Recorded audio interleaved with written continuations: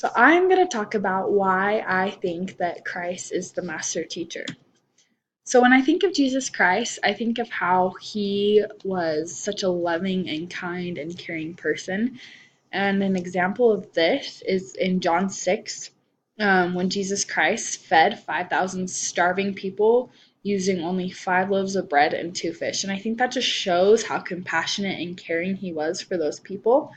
And I think as future educators, it's important that we have those characteristics and show students that we truly do care and love them and that they're in a safe environment and that they can begin their journey of education.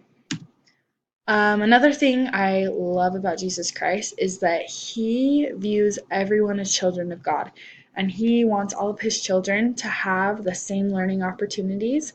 And he is fully aware that we all have different strengths and weaknesses, and he wants to help us make those weaknesses that we do have become strengths. And I think in a classroom, it's important to recognize students' weaknesses and try to make them strong. And when I thought of this, I thought of Ether 12:27, when the Lord promises that he will make weak things become strong if we come unto him. And I think that's such a powerful message. And I think that's what makes him the master teacher.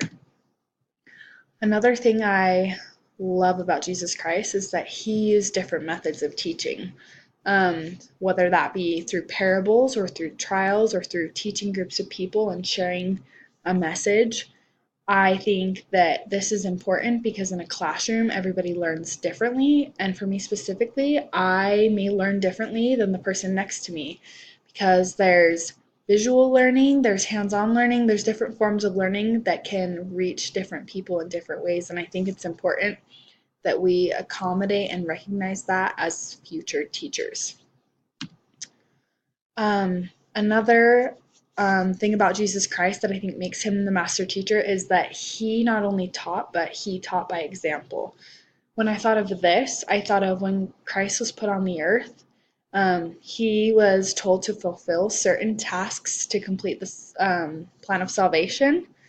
And through that, he was baptized, and he told us that we needed to make covenants and to be baptized ourselves. And even though he was perfect and didn't need to be baptized, he was baptized anyways because he wanted to lead by example. And I think in a classroom, it's important that we are leading by example to show our students what's important and how to learn and what we're learning and why it's important.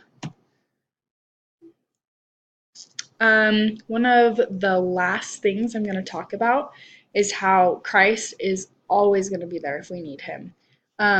He's always willing to help, and he's wanting to see us succeed, and he is our perfect cheerleader. He wants to see us be successful in life, and if we fail, he's going to help us pick us back up. And a reference I found was in D&C 38:7, and it says, "Mine eyes are upon you. I am in your midst."